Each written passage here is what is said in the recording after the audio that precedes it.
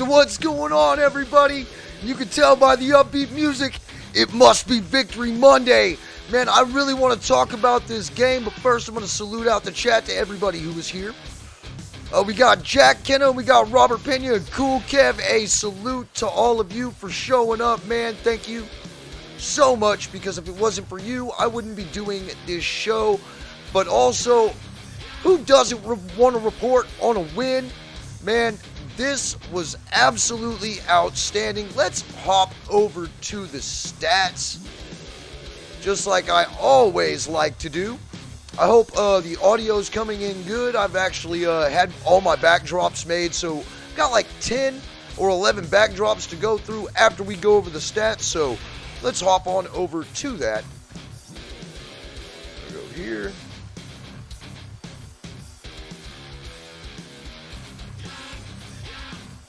All right, so here are the stats for the game. Get this out of the way. Here, we'll even let this play while everybody is watching, because everybody likes to watch these highlights, especially that Amik Robertson return, man. That was badass. Look at him. Look at him go. Anyway, Derek Carr went 21 of 34 for 188 yards and a 5.5 yard average, no touchdowns, no interceptions. He was sacked twice for 15 yards. He had a quarterback rating of 61.6 with an overall rating of 76.6. Still don't understand that. Our workhorse, who, man, they finally fed him the ball. Josh Jacobs, 28 carries for 144 yards, 5.1 yard average per carry, 2 touchdowns, 43 being his long. Derek Carr showed up in the rushing department, 7 carries for 40 yards at a 5.7 yard average, and his longest being 20. Zamir White had 2 carries for 24 yards, averaging 12 yards per carry. His longest was a 22 yard carry. So he had a 22 yard carry and a 2 yard carry. Devontae Adams 1 for 4. Receiving, Devontae Adams showed up with 9 receptions, 101 yards, 11.2 yard per gain, 20 being his long. He was targeted 13 times. MACK HOLLINS, 3 receptions for 33, 11 yards on average. He was targeted 5 times, his longest being 16. Josh Jacobs also showed up in the passing game with 5 receptions for 31 yards, a 6.2 yard per gain average, 12 being his long. He was targeted 6 times. Darren Waller was 3 for 24 at 8 yards per gain on average. He was targeted 5 times, 13 being his long. And then Brandon Bolden rounds it all off, 1 for -1.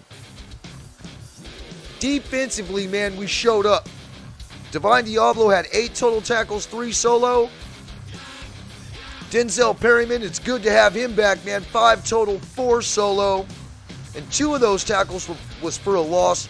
Jonathan Abram had 5 total tackles, 3 of those were solo. MAXX CROSBY showed up again once more with 4 total tackles, all 4 of those being solo, and all 4 of those being for a loss. 2 of those were, of course, sacks on Russell Wilson. Trayvon Moehrig had 4 total tackles. 2 of those were solo. Nate Hobbs also showed up, man, with 3 total tackles. All 3 of those were solo. He had a sack and a pass deflection. Man, it's good to look at. He pretty much had a number all the way across the board, except for a touchdown. That was the only thing he was missing. Amik Robertson got the touchdown. Deron Harmon was the one who laid the hit to make that ball cough up. And that, you know, as we saw in the highlight right there, if you were watching the game.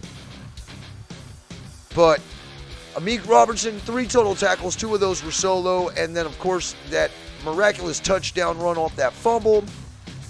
Darian Butler, 2 total tackles, 2 solo. Roderick Teamer, 2 total tackles, 1 solo.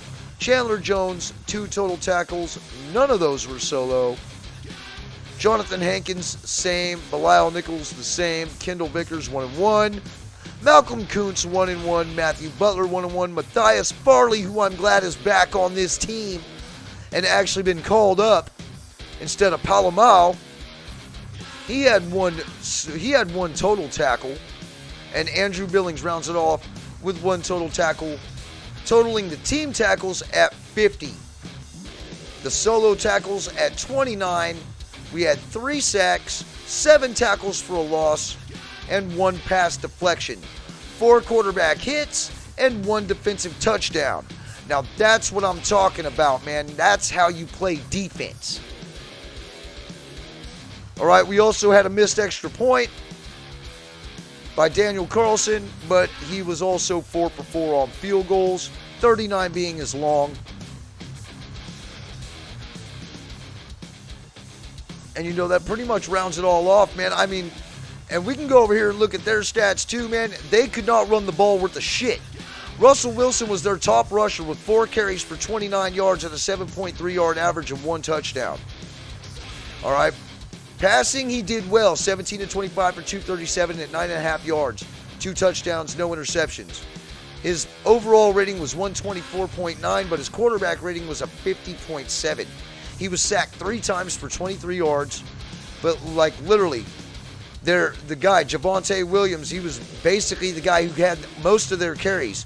He had 10 carries for 28 yards, averaging 2.8 yards a carry, 13 being his long. Mike Boone, 3 for 20, and Melvin Gordon, 3 for 8. Now receiving, you know, they had a few, they had 1, 2, 3 guys over 50. And then they had a couple other guys in double digits. But I mean, you know, KJ Hammer had that 1 long reception that happened on Harmon and Amik Robertson for 55 yards. And then Jerry Jeudy went 4 for 53. Cortland Sutton went 5 for 52. And then Kendall Hinton, 2 for 39. And Eric Saubert, 1 for 25. In total, they only gave up 237 yards passing. 13.9 yards a play.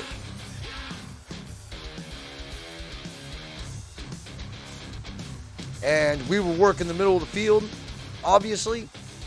When you look at this, they had to have 14 total tackles on the interior, which means Josh Jacobs was eating them alive with this 144 yards that he had going on right here. So let's hop back on over. Let's get into the backdrops. I also want to get to the chat, so I want to hurry up and get through these backdrops to where we can hop to the Shield. You already know I really just want to mingle with y'all, but I got to get the show out of the way first. So let's hop on over and transition back on over here to reveal this score that the Raiders are now 1-3. winning this game against the Denver Donkeys 32-23. And it was a damn great game, man. And I want to salute everybody for being here. I appreciate everybody for being here. And this game right here, it finally felt like that everything was starting to look like what we expected in the offseason, Raider Nation. Everything seemed to be working. All right, MACK Hollins was showing up. He only had 3 receptions for 33 yards. But his key play on special teams that he did, you know what I'm saying? On a lackluster special teams that we had going on yesterday, man, he was a bright spot on that special teams. He made sure that ball stayed in to where that we would get it on the 1, and they would have to hand it over to Denver right there and make them fight out of their own end zone. That was a key moment and a key play in the game, not to mention he has been very reliable at catching the ball when he has been asked to. So I'm going to say that this guy is definitely a win. This dude right here, I'm glad we picked him up. I was actually harping about, I didn't know why we got him during the offseason, you know, when offseason was here. But, you know, now I see what they see in him. And this dude is a huge bright spot to this wide receiver core, especially if we can get Renfro back and back on track after the injury. This should be one of the most deadliest wide receiver crews in the NFL.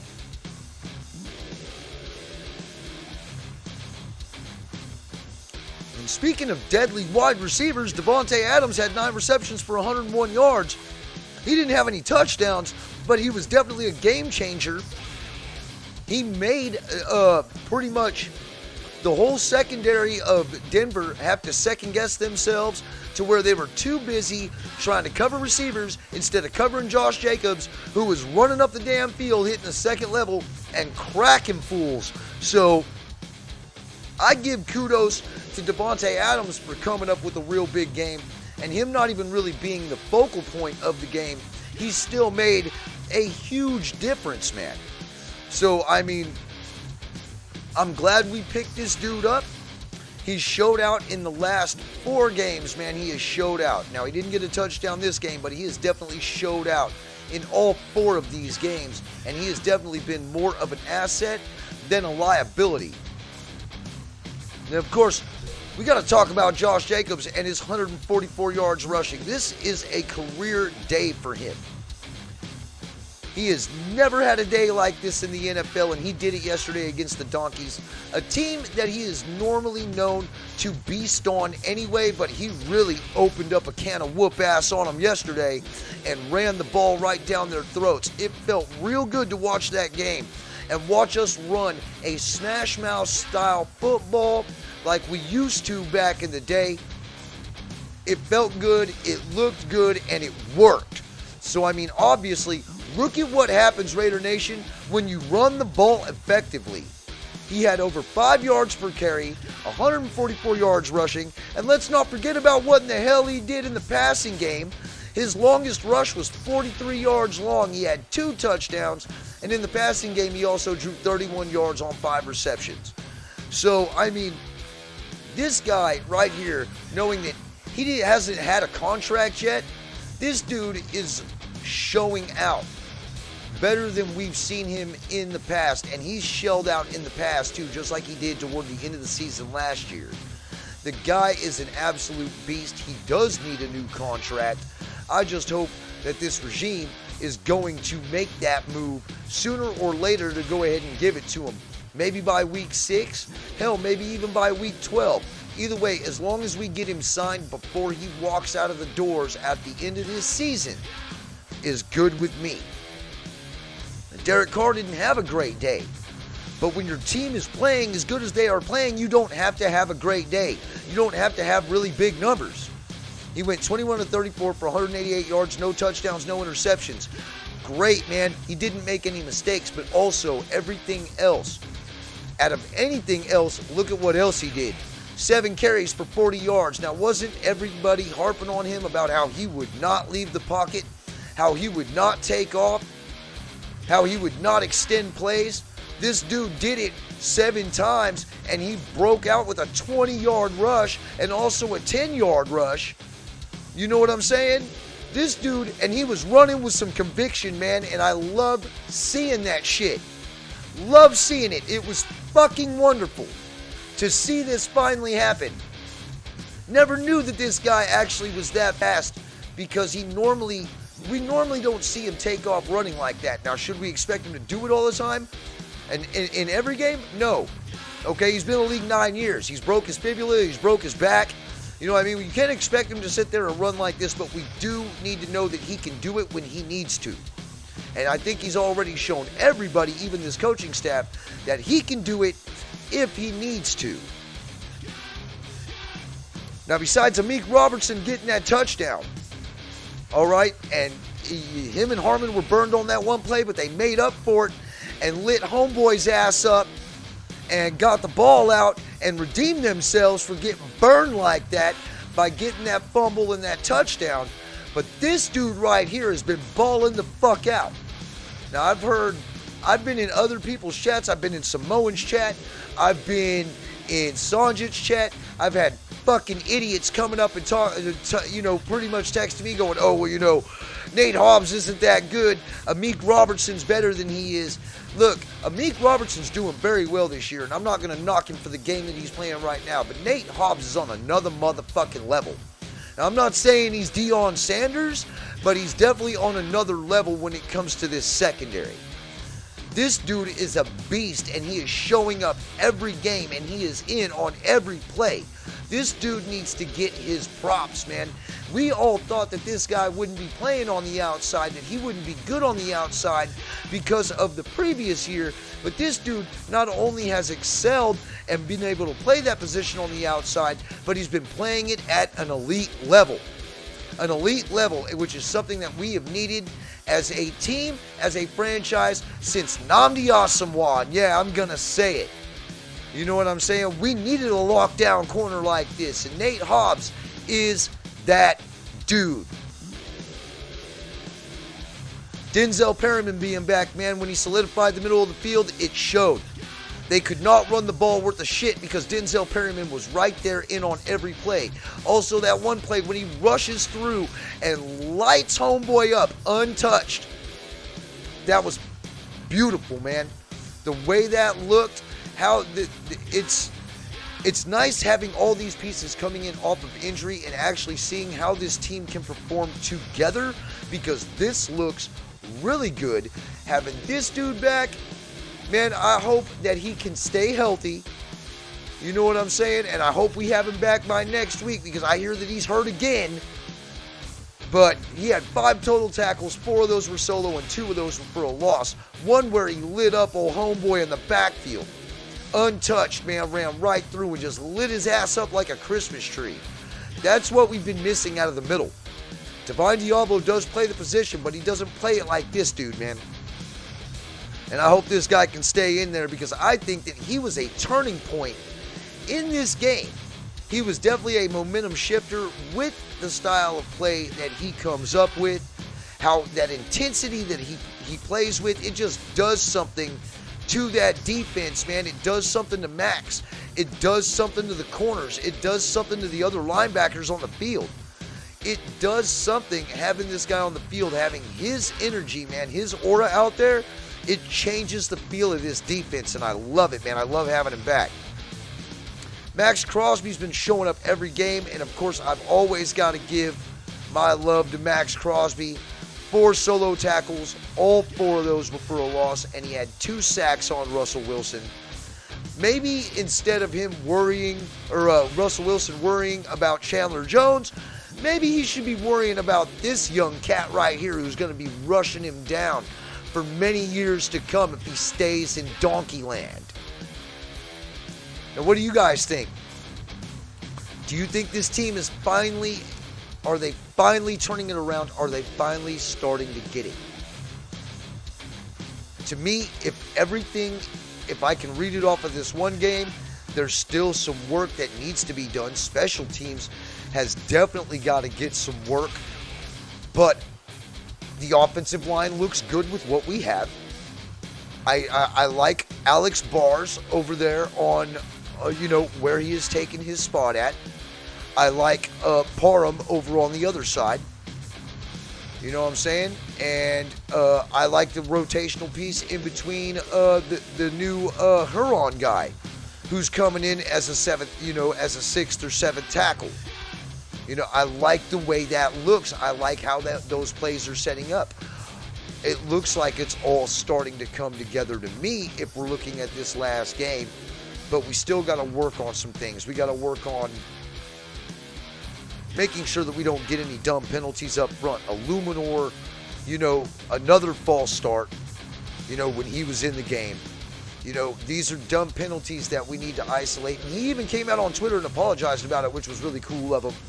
It just shows that he is showing accountability and recognition for his mistakes, and which means if he's noticing them, that means he's going to fix them, or he's going to do everything he can to fix them. You know what I mean? First is acknowledging that you have an issue, and then second is solving it.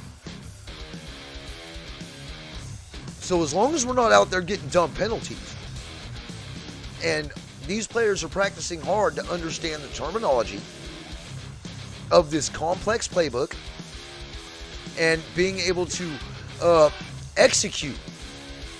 You know what I'm saying? And execute, and when they get going, keep going. Not trail off. You know what I mean? And I believe that this team did that this week. I really do. I think that they did it this week. I think they showed us what they can be. Now, are they that team yet? I don't know. I don't know if they are that team yet, because we've only seen it 1 week. We are 1-3. You know what I'm saying? Man, look at everybody in the chat. I got Ern in here, Al's Ghost, Jack Kenna,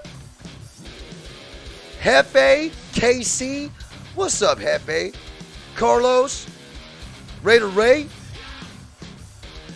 Cool Kev, Robert Pena. What's going on, everybody, man? Thank you for all showing up. Yeah, you guys better be. Hey, you better be ready Monday. And you know what? We're gonna have to be ready too. I'm gonna go into all that. I'm not even gonna go into to pregame yet. All right, Hefe, you're gonna have to show up next week and talk your shit, because that's when I'm gonna go into the pregame about going up against the fucking Kansas City Chiefs. But I'll tell you what, you guys look good. I'm going to give you your props. Nobody gave you guys the opportunity, even when it came to mainstream media and mainstream analysis, that you would even be leading this division. Kudos. Enjoy it while you can. You know what I'm saying? But for real, hey, I appreciate everybody for stopping by, man.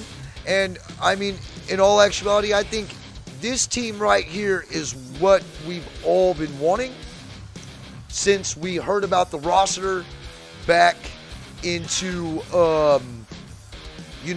off season when we acquired all of these players.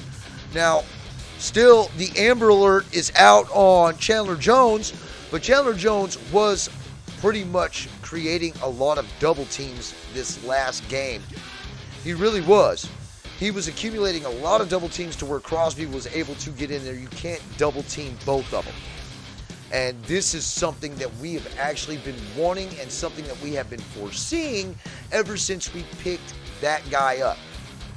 You know what I'm saying? So the jury is still out on the guy. It might not show in the sack column, but he is doing an okay job over there. Maybe it's not what we were expecting. Man, we keep saying that. I know I keep saying that because I said the same damn thing about Cleve Farrell too when we picked him up.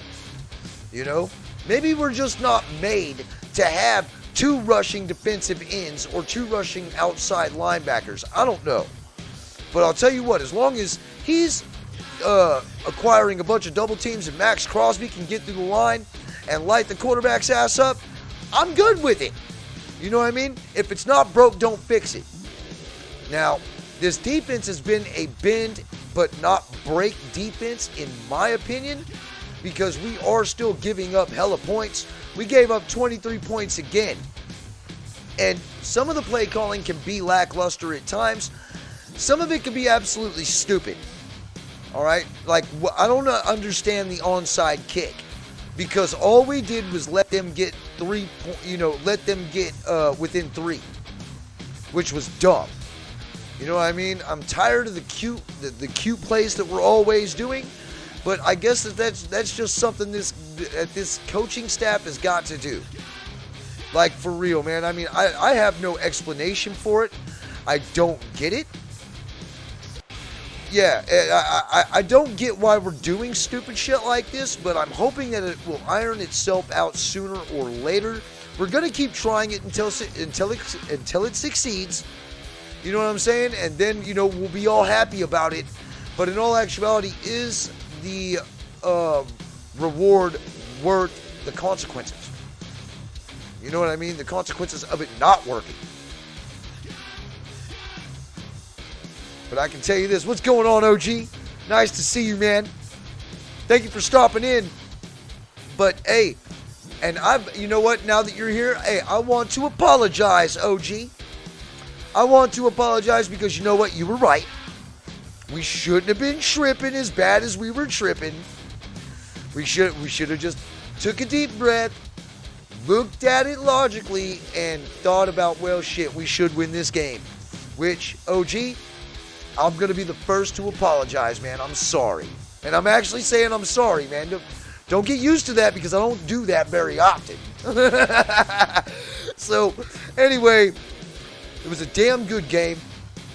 We held them to exactly where we needed to. The defense was a bend, don't break kind of defense, and the offense was on fire, the running game especially. All right? And that's one thing that I love about having a good running back is that you have to account for him on damn near every play that he touches the ball. I've always been a firm believer that you don't have to run 100 yards to strike fear in your opponents every time you touch the ball. And there are a few running backs out there who do that. Dudes like Henry from Tennessee. You know what I'm saying? Dudes from back in the day like Bo Jackson and Christian Okoye. Dudes like Mike Allstott, Adrian Peterson. Make your heart skip a beat when they touch the ball. You know what I'm saying? I think Josh Jacobs can definitely be that guy, but we got to give him the opportunity to do that. You know what I'm saying? We got to give him more than 13 carries. And here we are giving him 28 carries in this game. And look at what happens when you actually develop the running game. It takes the pressure off of Derek Carr just a little bit more to where he can get into his zone and play his game to where he can be comfortable. You know what I mean? And especially since he only went down twice on 2 sacks, he was relatively clean off the ground this game. So, things like that, they seem to coincide together. This team starts being able to play together because everything starts to work. That's one thing that I did notice, that when the running game gets developed and it gets going, it takes the pressure off of Derek Carr, and you can see that he can play with his own game, you know what I mean, to what he's comfortable with. And that's what we need. That's really what we need. And he doesn't need to put up huge numbers to do it if the running game is doing its job, if the offensive line is doing their job. And this offensive line, with the way they're lined up, I like it. Let's run with the way that we've been running this line this last game. You know what I'm saying? So we have a Monday night game against the Kansas City Chiefs. I'm going to be coming out with a pregame for that game, probably relatively Saturday morning, Saturday afternoon. I think that's probably going to be the best day to do it. And then we will do a post-game on Tuesday evening instead of Monday evening, right here on the Raider Critique, where we don't drink the corporate Kool-Aid and we tell the truth with intensity. You know what I'm saying? And, we welcome all comers. That's about it, man. I'm real happy with this football team as of right now. I don't have anything to complain about, except for the fact we don't need to be doing any of these mythical, magical plays, that these trick plays that we've been trying to pull out. I just think that we need to just play straight football We've got all the weapons in the world on the offense to do so, and we can actually make progress by just pounding the ball at these teams and putting up hella points. We gotta work on the red zone. You know what I'm saying? We gotta work on the red zone. We can't be sitting there kicking field goals in the red zone all the time. We gotta score touchdowns. But hopefully all that will start coming together. Maybe Mitch Lombardi can start calling some other plays to get us into the end zone. Maybe some of these guys can start coming down with a lot of these catches that are dropped toward the end zone. You know what I'm saying? But anyway, I appreciate everybody for being here. And if it's your first time here, man, please, like Hammer says, dude, don't let it be your last. Hit that thumbs up, hit the subscribe button, man, for more Raider content throughout the whole year, whether it's off season or on season, right here on the Raider Critique, man. I'm going to be sitting here and doing this whether we win, lose, or tie. I'm here, baby. It's Raiders till we die. You know, I'm just hoping that this team can build off the momentum of this win. The momentum is substantial here, and we need to use it to propel ourselves forward to try to get past these Chiefs to go 2-3 going into the bye week right before we hit the reset. You know what I'm saying? So that's what we want to do. That's the ideal thing to do. But even then, even if we lose to the Chiefs next week, it's not over. If anything, if we lose to the Chiefs next week, we can build up that hatred of losing to jump right back in and whoop everybody else's ass, including the Chiefs a second time throughout the later part of the year. So, you know, we can also take these losses and build it as momentum to get better, play better, and do better, and start coming out with the W's and become that playoff team that everybody here in the Raider Nation expected them to be, including with most of the other football fans out there too, because a lot of the other football fans out there that I deal with were saying that we were a playoff team in the offseason. I'm just glad to see that we are finally showing to be that team. Now, my Tecmo Super Bowl prediction game, it's going to be early this week, probably tomorrow. You know what I mean? Along with the NFL 2K23, which that one glitched out. It was jumping back and forth. That was a badass game though, dude. I won that shit at the wire. But I've got to figure out a different way to record it to make it to where it goes fluent, to where it's not jumping around so much. But that one will be on Wednesday. So I'm going to be doing shows. It'll be those two on the Abacab Classic Gaming channel. And then, of course, the pregame review right here Saturday morning. Yeah, Saturday morning, Saturday afternoon for the Raider Critique. So anyway, I'm Riot Raider Gun. And this has been your post-game review for the Denver Donkeys at Allegiant Stadium against our beloved Las Vegas Raiders, falling to the Raiders 32-23. Right here on the Raider Critique, man. So it's like I always say, dude. I don't really do any shout-outs. I don't really do much of all that. But, hey, I'm glad that all of you have come in here and checked out all the content. You know what I mean? And you've subscribed to the channel. And I've never thought that I'd even hit 430 subs. And if it wasn't for all of you, and it wasn't for dudes like SC and Earn and, you know, all these other cats who have given me opportunities on their lives, you know, to come and let me come through and just talk and make my piece. Hardcore Raider, Docs, you know, when Docs let me come through that one time, you know what I'm saying? You know, Mikey Raider, you know, all you cats, it's been an absolute joy to be a part of the Raider Nation and to be a part of the YouTube community. And I'm just glad that you welcome me in your homes on a weekly basis or a day, you know, whenever you guys decide to watch me. I'm just, you know, I'm truly blessed that, you know, I'm not too annoying for all of you to come listen to. So anyway, kudos to all of you. You guys are all the MVPs, man. Raider Nation is always undefeated. And today, you know, this week, We came away with a victory as a football team, and we played as a football team. If we can keep playing like this, Raider Nation, bro, the sky's the limit, and we're going to be a force to be reckoned with. So the only thing I can say is it's Raider Nation for life. Now it's time to go and get after these Chiefs at Arrowhead Stadium.